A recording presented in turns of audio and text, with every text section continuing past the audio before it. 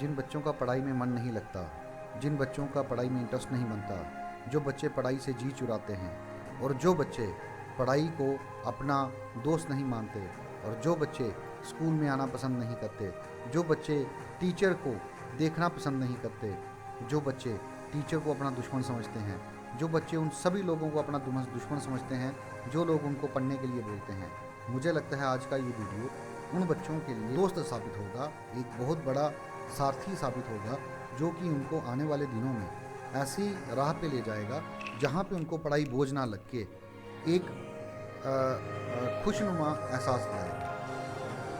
अब होता क्या है कि एक बच्चा जो पढ़ाई को इंटरेस्टेड नहीं मानता, एक बच्चा पढ़ाई करना नहीं चाहता, उसके साथ ऐसा क्या किया जाए या वो क्या करे कि ज़िंदगी में उस बच्चे को अपने आप से प्रेम हो जाए, अपनी किताबों से प्रेम हो जाए और वो शौक में पढ़े। जैसे एक बच्चा वीडियो गेम खेलता है, जैसे बच्चा एक मोबाइल पे टाइम स्पेंड करता है, वैसे ही बच्चा अपनी किताबों से प्यार करने लगे, वैसे ही बच्चा अपनी किताबों के साथ टाइम स्पेंड करना लगे।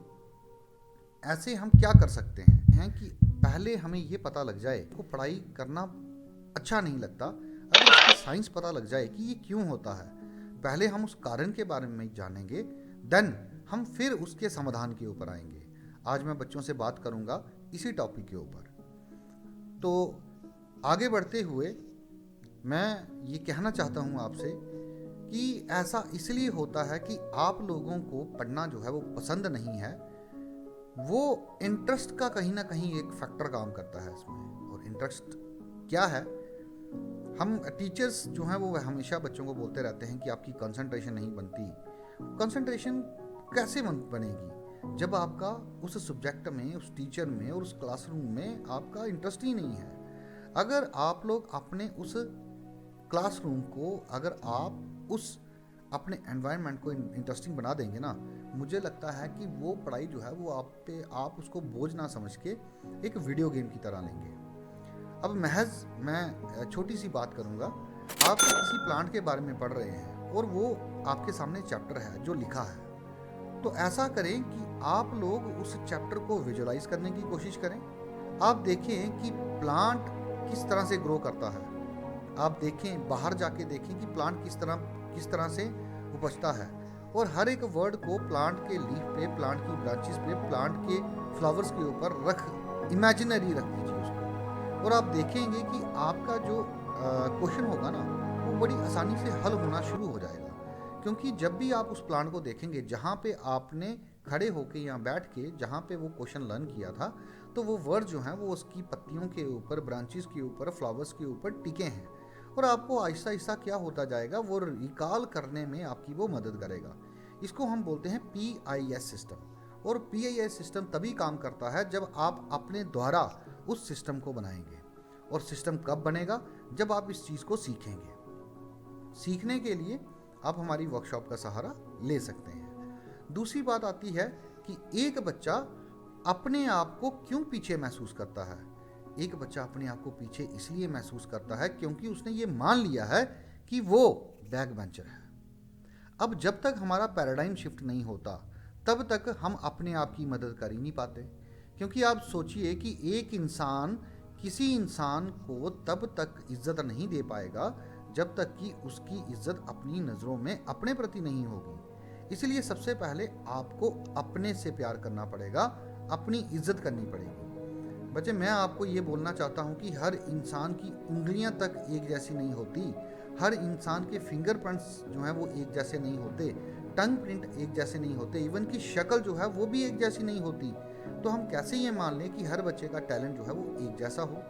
और टीचर तो आपसे एक्सपेक्टेशन ये करते हैं कि क्लास में उन्होंने जो लेक्चर डिलीवर किया वो हर एक बच्चे को एक जैसा समझ में आना चाहिए। That is next to impossible. इसलिए सबसे पहले आप अपना मूल्यांकन जो है वो दूसरों से करना बंद कर दें। अपना जो कंपटीशन है वो दूसरों से करना बंद कर दें।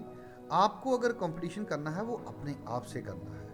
आप अपना कंपटीशन अपने आप से कैसे कर सकते हैं, वो इस तरह से कर सकते हैं कि आपने जो पिछले कल पढ़ा था और जो उसकी परफॉर्मेंस आई थी, जितना आपको लर्न हुआ था और जितना आपने प्रयास लर्न करने के लिए किया था। मैं ये नहीं बोलता कि आपने 1 घंटा पढ़ा, 2 घंटा पढ़ा, 3 घंटा पढ़ा, जितना भी आपने पढ़ाई की है, अब ज़रूरी नहीं कि वो सारे का सारा आपको याद रहे। ज़रूरी ये है कि उस 1, 2 या 3 घंटे में जो कुछ आपने पढ़ा है, उसमें अगर आपको 5 से 10 मिनट भी कोई कुछ अगर याद रहा है, इट मीन्स कि आपका आज के दिन जो है वो इन्वेस्ट हो गया। अगर आपने आज के दिन में अगर 1 घंटा पढ़ाई करके उसमें से अगर 5 मिनट का भी अगर आपने कुछ सीखा है, लर्न नहीं किया, सीखा है, तो इसका मतलब ये हो गया कि पूरे महीने आप लोगों ने 150 मिनट्स आपने कुछ नॉलेज अटेन किया है। That is most important. आप क्या करें, पढ़ाई ना करके आप सीखने के ऊपर फोकस करें। वो आप देखेंगे कि आपकी पर्सनैलिटी में आने वाले 1 या 2 महीने में एक ड्रास्टिक जो है वो चेंज होगा। मुझे उम्मीद है कि आप लोगों ने मेरे वर्ड्स के साथ कनेक्ट किया होगा, और इन्हीं शब्दों के साथ मैं आपसे विदा लेता हूं और मिलेंगे आपसे एक नेक्स्ट वीडियो में। तब तक के लिए आपका दिन शुभ हो, मंगलमय हो। अगर किसी भी बच्चे को कोई भी क्वेरी होगी तो वो कमेंट में अपनी क्वेरी जो है वो पोस्ट कर सकता है।